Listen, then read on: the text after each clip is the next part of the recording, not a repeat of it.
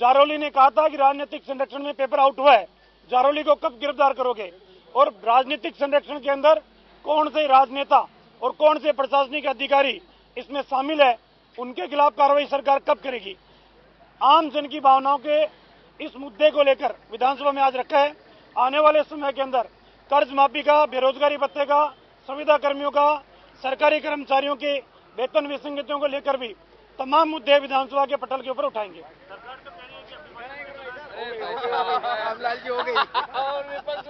एक शब्द भी अभिभाषण का किसी भी माननीय सदस्य ने सुनने की जिद नहीं की और मजबूरी के अंदर शांति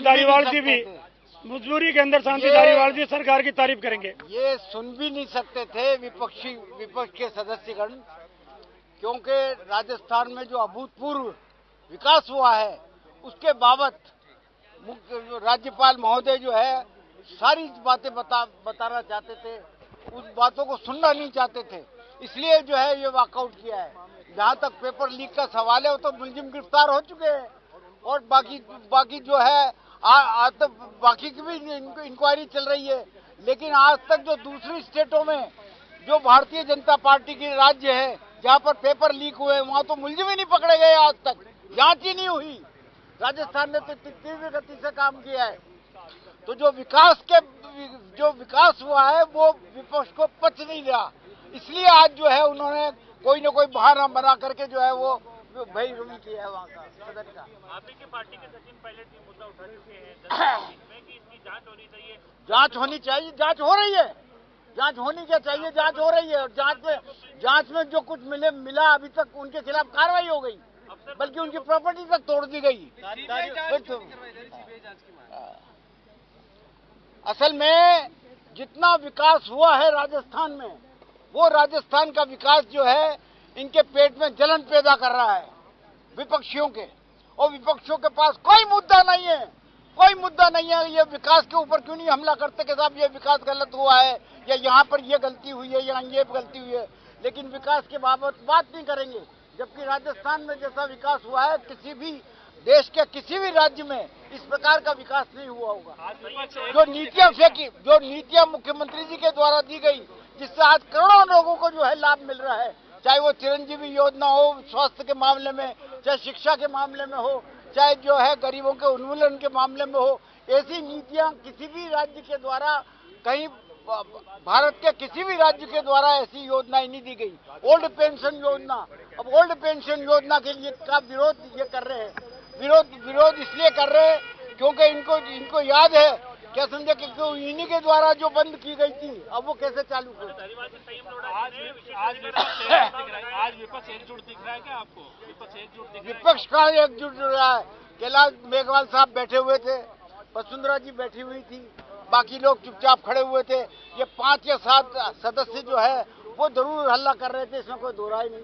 विशेषाधिकार हनन का प्रस्ताव लगाया है संयम लोढ़ा जी ने, वो तो खैर अभी देखेंगे क्या होता है।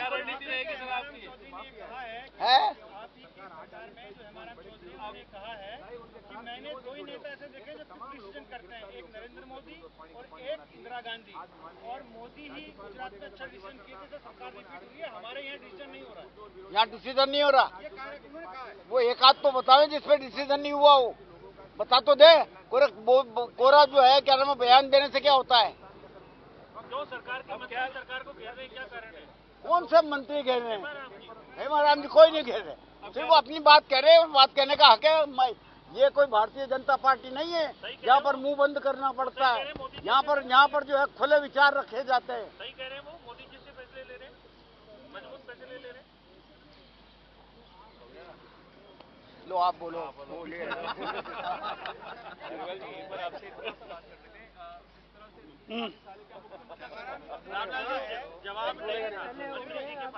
देखिए अब धीरे धीरे जैसे समय सरकार का पूरा होता हुआ जा रहा है, हम तो ये कह रहे हैं कि कांग्रेस के नेता अगर ये कहते हैं कि हमारी सरकार अच्छा काम कर रही है, तो फिर कांग्रेस के विधायक ये सवाल क्यों खड़े कर रहे हैं?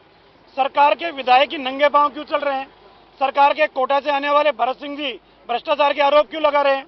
सरकार में बाड़मेर से आने वाले विधायक हेमाराम जी और मंत्री ये क्यों कह रहे हैं कि सरकार निर्णय नहीं कर रही है? सरकार के ही टोंक से आने वाले विधायक पेपर लीक मामले में सरकार को कटघरे में खड़ा कर रहे हैं। सरकार के दौसा से आने वाले विधायक मीणा जी सरकार पे कई संगीन आरोप लगा रहे हैं।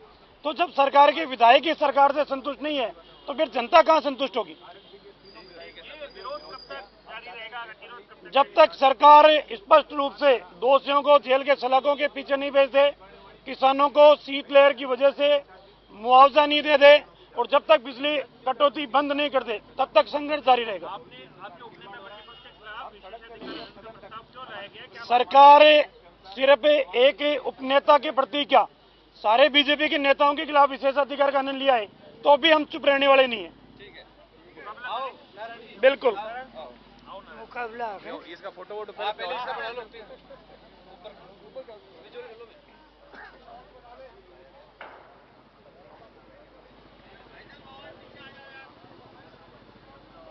नारायण जी पुखराज जी आज आप विधानसभा तो करने का भाई साहब थोड़ी तसल्ली तो रखो। देंगे तो एक बाइट तो हो जाएंगे भी सब बात लाइव से बाइट ले लो पहले यार। नारायण जी आप लोगों ने मुद्दा उठाया पेपर लीक का, क्या मांग है आप लोगों की? सीबीआई जांच की मांग की थी लेकिन सरकार मानती है, क्या उम्मीद है? देखिए, आज महामहिम राज्यपाल महोदय का अभिभाषण जब शुरू हुआ तो आरएलपी के तीनों विधायकों ने पुरजोर तरीके से विरोध किया। हमारे सुप्रीमो हनुमान जी के निर्देश के अनुसार सड़क से लेकर और सदन तक आरएलपी पार्टी युवाओं के साथ हमेशा खड़ी रही। आज पेपर लीक का जो मामला है इसकी सीबीआई जांच को लेकर हमने पुरजोर विरोध किया, लेकिन दुर्भाग्य इस बात का है कि जैसा हनुमान जी आरोप लगा रहे हैं कि भारतीय जनता पार्टी और कांग्रेस की मिलीजुली का जो खेल आज सदन में भी देखने को मिला।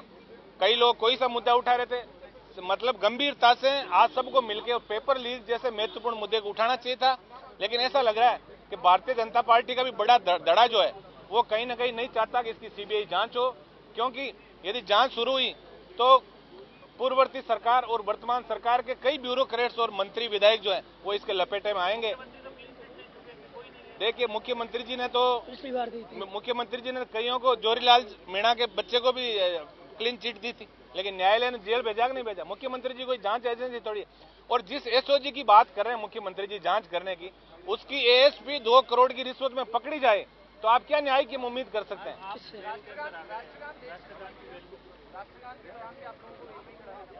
जी हाँ, ऑडियो सिस्टम अगर हाँ नहीं, राष्ट्रगान के देखिए, राष्ट्रगान तो सब गाए, हम बड़ा सम्मान करते हैं राष्ट्र का, ऐसा कुछ नहीं हो। अब सरकारों के पास और कोई बचा नहीं ना, जब विरोध से बौखलाई हुई है सरकार कतई नहीं चाहती कि इसकी सीबीआई जांच हो, क्योंकि पेपर लीक के तार जो है वो सीएमओ से जुड़े हुए हैं और पूर्ववर्ती भाजपा सरकार के भी कई मंत्री और उस टाइम के ब्यूरोक्रेट इस लपेटे के अंदर आएंगे यदि जांच हो तो। बिल्कुल, क्योंकि 2013 से लेकर आज तक जो मामले चल रहे पेपर आउट के, पूर्ववर्ती आरपीएससी के चेयरमैन जो है वो भारतीय जनता पार्टी के संरक्षण के कारण जो बचे, जिन्होंने अपनी पुत्री के आरजेएस के पेपर के लिए प्रिंटर्स में जाके और वो पेपर भी लेके आए, उनके ऑडियो वीडियो भी आए, विधानसभा के अंदर ये मामले भी उठे।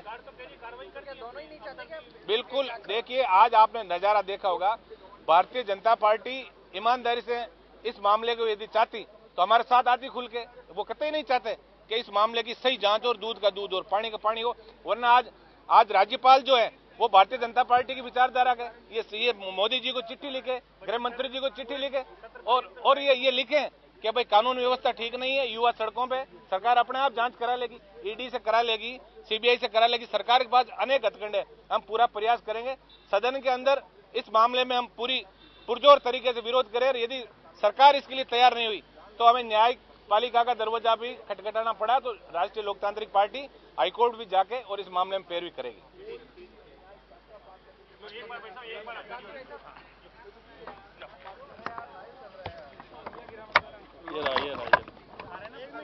ये ले।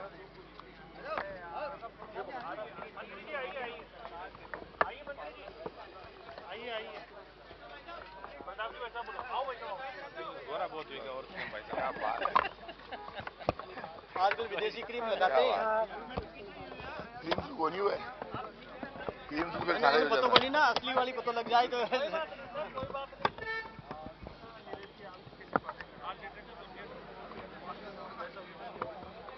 चालू करें। ये वैसे चर्चा का विषय बने हो आजकल, आपके बारे में सब लोग कहने लगे। अरे नियत ठीक रखे यार, नियत ठीक रखे, गोरे हो जाएंगे लोग। हाँ ये बात सही है। घर में बता रहा हूँ मैं। असली काम नियत का है। क्या हो जाएगा इससे यार, बताओ, ये क्यों पटक रहे हो एक दूसरा का, बताओ, माइक पटक रही है। अरे यार से करते रहे ना। देखिए, आज राजस्थान की विधानसभा में बीजेपी ने जो पाप करने का इतिहास बनाया, देश बीजेपी को कभी माफ नहीं करेगा। इनके राष्ट्रीय अध्यक्ष नड्डा जी को माफी मांगनी चाहिए पूरे देश से। राष्ट्रगान हमारे लिए सर्वोपरि है। लोकसभा और विधानसभा में जब भी राष्ट्रगान होता है तो कभी भी उसके बीच में नारे नहीं लगाए जाते। राष्ट्रगान जब शुरू होता है सब खड़े हो जाते हैं। बीजेपी के लोग राष्ट्रगान के दौरान नारे लगा रहे थे, और ऐसा कौन सा मुद्दा उठा रहे थे? शर्म नहीं आती बीजेपी के लोगों को?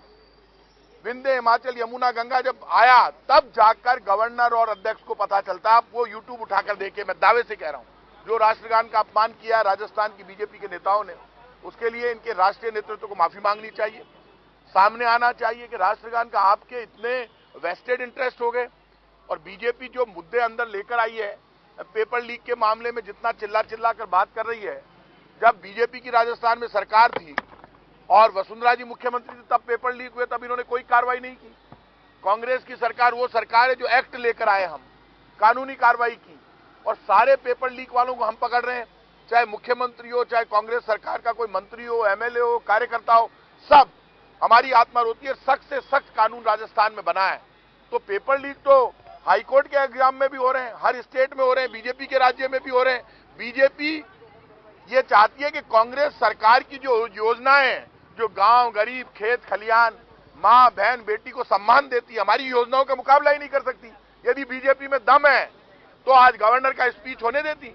बीजेपी गवर्नर का स्पीच इसलिए नहीं होने दे रही, बीजेपी जानती है कि राज्यपाल का यदि अभिभाषण पूरा हो जाता तो कांग्रेस सरकार ने जो काम किए वो सामने आएंगे। कांग्रेस सरकार वो है जो राजस्थान में 38 लाख घरों में जीरो बिल आता है बिजली का, क्योंकि हमने 50 यूनिट तक बिजली फ्री कर दी। 8 लाख किसान के घर में जीरो बिल आता है, क्योंकि हम किसान को फायदा पहुंचा रहे। 12,000 रुपए साल के किसान को अलग से दे रहे हैं। 1 करोड़ लोगों को बुजुर्ग, विकलांग, विधवा पेंशन देते हैं।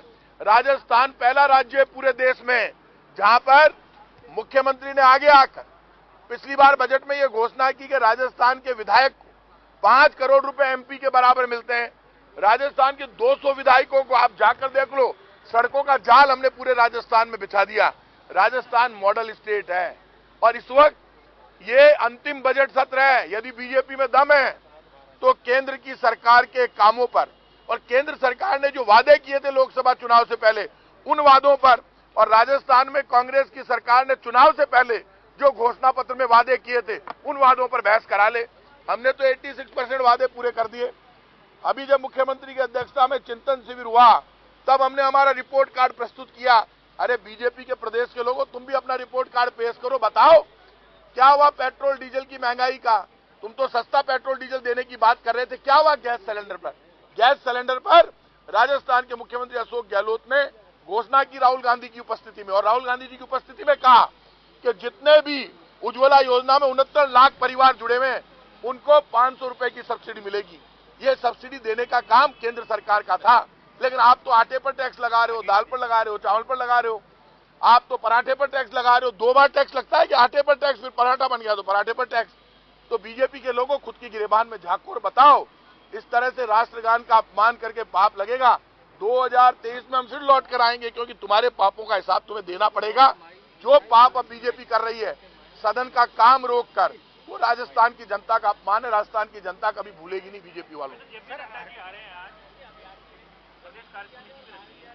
और नरेंद्र मोदी जी आ रहे हैं 28 तारीख गहलोत सरकार को घेरने के लिए राजनीतिक आर्थिक प्रस्ताव लाने वाली है। ये गहलोत सरकार को घेरने के लिए राजनीतिक आर्थिक प्रस्ताव बीजेपी लाए, लेकिन बीजेपी ये भी जवाब दे दे कि बीजेपी ने जो देश के साथ वादे किए थे लोकसभा चुनाव से पहले, 15 लाख अच्छे दिन के, नोटबंदी के बाद 50 दिन में पूरी स्थितियां सुधारने के, सस्ता पेट्रोल डीजल देने के, महंगाई कम करने की, तो महंगाई ने जो रिकॉर्ड तोड़ दिए। महंगाई, बेरोजगारी के कारण हर 1 घंटे में आप ये मानकर चलिए लोग आत्महत्या कर रहे हैं, सैकड़ों नौजवान आत्महत्या कर रहे हैं। उसका क्या होगा? ईआरसीपी पे जवाब दे प्रधानमंत्री जी।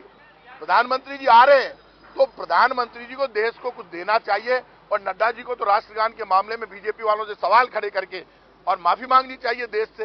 राष्ट्रगान का अपमान किया बीजेपी के एमएलए से। क्रूड ऑयल का दाम कम हो गया है, क्रूड ऑयल दाम के लिए इनके जो केंद्रीय मंत्री है हरदीप सिंह पुरी, वही नाम है उनका, उन्होंने ये कहा, हरदीप सिंह जी पुरी ने, जो इनके केंद्रीय मंत्री है, कि क्रूड ऑयल के दाम अब कम हो गए और दाम की पूरी टैली दी है। मैं नहीं कह रहा, केंद्र की भारतीय जनता पार्टी की मोदी सरकार के मंत्री कह रहे हैं। अरे देश के लोगों देखो, पाप हो रहा है। मनमोहन सिंह जी के टाइम पर $130 प्रति बैरल जब क्रूड ऑयल के दाम थे, तब पेट्रोल डीजल 70 रुपए के लीटर से नीचे बिक रहा था, और आज खुद इनका मंत्री कह रहा है कि क्रूड ऑयल $81 प्रति बैरल पर है। तो मतलब $50 प्रति बैरल का अंतर आ रहा है क्रूड ऑयल में, और मंत्री कह रहा है हमने तो कंपनियों को कह दिया। क्यों झूठ बोल रहे हो, पाप कर रहे हो, लोगों के खातों में पैसे भेजो। $71 प्रति बैरल पे भी क्रूड ऑयल आ गया था। आप इतने ज्यादा पैसे ले नहीं सकते। संविधान में भी कंपनियों के रूल्स रेगुलेशन बने हुए हैं, और उन कंपनियों के रूल्स के अनुसार ये जो कंपनियां भारत पेट्रोलियम, हिंदुस्तान पेट्रोलियम काम करती है, उनके अनुसार यदि अंतर्राष्ट्रीय मार्केट में दाम कम होते हैं तो दाम आपको कम करने चाहिए। लेकिन सरकार, जब केंद्र सरकार नकटी हो जाए और दूसरों पर सिर्फ पत्थर फेंकने का काम करे, तो फिर क्या करे? इनका मंत्री कह रहा है, तो आखिर ये दाम कौन बढ़ा रहा है? पूरे देश में आप 11 लाख करोड़ के उद्योगपतियों के कर्जे माफ कर देते हो। आप 85 लाख करोड़ रुपए का कर्जा ले लेते हो 8 साल में, और पिछले 47, जब 2014 तक सारी सरकारें मिलकर सिर्फ 55 लाख करोड़ का कर्जा लेती है। तो केंद्र सरकार का हिसाब इनको देना पड़ेगा। केंद्र के जुल्म के कारण आम आदमी की आंख में आंसू है। जुल्म हम नहीं कर रहे, जुल्म केंद्र सरकार कर रही है। हम तो लोगों को रिलीफ दे रहे हैं। ये भी कह रहे हैं कि स्टेट ने कम नहीं किए वैट कई जगह पे, इसलिए क्या बात करते हैं? हमारे स्टेट में पेट्रोल डीजल पर उतना ही टैक्स है राजस्थान में जितना 2014 में था। बीजेपी के नेता बहुत ही, मैं कह रहा हूं, झूठ के जनरेटर है। शर्म नहीं आती इनको। पेट्रोल के अंदर इथेनॉल की मिलावट भी हो रही है, बकायदा वैध मिलावट हो रही है। केंद्र सरकार ने पहले 10% मिलावट को मंजूरी दी थी, अब 20% तक कर दिया है, 40% तक ले जाने का। इथेनॉल की मिलावट को वो मंजूरी दे, कानून बनाए, उसके लिए हमें कोई दिक्कत नहीं, लेकिन पेट्रोल डीजल के दाम तो कम करो। मैं तो ये कह रहा हूं, राजस्थान बीजेपी के नेता बार बार कहते हैं राजस्थान की सरकार है ना जो टैक्स कम नहीं कर रही। अरे भाई साहब, आप वसुंधरा जी जब मुख्यमंत्री थी, जितना टैक्स राजस्थान की सरकार तब पेट्रोल डीजल पे लेती थी, उतना ही हम आज लेते हैं। हमने टैक्स नहीं बढ़ाया, टैक्स मोदी सरकार ने बढ़ाया है। और आप इस बात को भी समझ लो, additional excise duty, special excise duty और सेस मोदी सरकार ने बढ़ाया। तो महंगा केंद्र सरकार ने किया है, हम तो सस्ता कर रहे हैं। फ्री में मेडिकल देते हैं, फ्री में बिजली देते हैं 38 लाख लोगों के घरों में। तो हम तो लोगों को बचाने का काम कर रहे हैं, और केंद्र सरकार लोगों को घुटकर मारने का काम कर रही है। इथेनॉल जो है ये सस्ता आता है, लेकिन वसूली जो जा रही है कीमत, वो पेट्रोल की कीमत वसूली जा रही है। सस्ती चीज की ये आप ठीक कह रहे हो, इथेनॉल मिलाकर भी पेट्रोल डीजल आप सस्ता नहीं कर रहे। तो आपकी नीयत खराब है केंद्र की बीजेपी की सरकार की। सुन लेना, जुल्म ज्यादा दिन तक देश स्वीकार नहीं करता। सर एक सवाल और है। हेमाराम चौधरी ने कहा है बाड़मेर में कि 2 ही नेता ऐसे देखे हैं, बोले मैंने जीवन में, जो क्विक डिसीजन लेते हैं, एक नरेंद्र मोदी, एक इंदिरा गांधी। हमारी पार्टी क्विक डिसीजन नहीं ले पाती। आप मुझे ये बताइए, इंदिरा गांधी जी तो क्विक डिसीजन लेती थी और उन्होंने पाकिस्तान के 2 टुकड़े कर दिए, लेकिन नरेंद्र मोदी जी ने तो कभी क्विक डिसीजन नहीं लिया। यदि वो क्विक डिसीजन लेते तो आज महंगाई कम हो जाती, पेट्रोल डीजल के दाम कम हो जाते। तो नरेंद्र मोदी जी तो कोई क्विक डिसीजन नहीं लेते। यदि वो लेते तो आज देश महंगाई के कारण देश तिल कर लोग परेशान नहीं होते।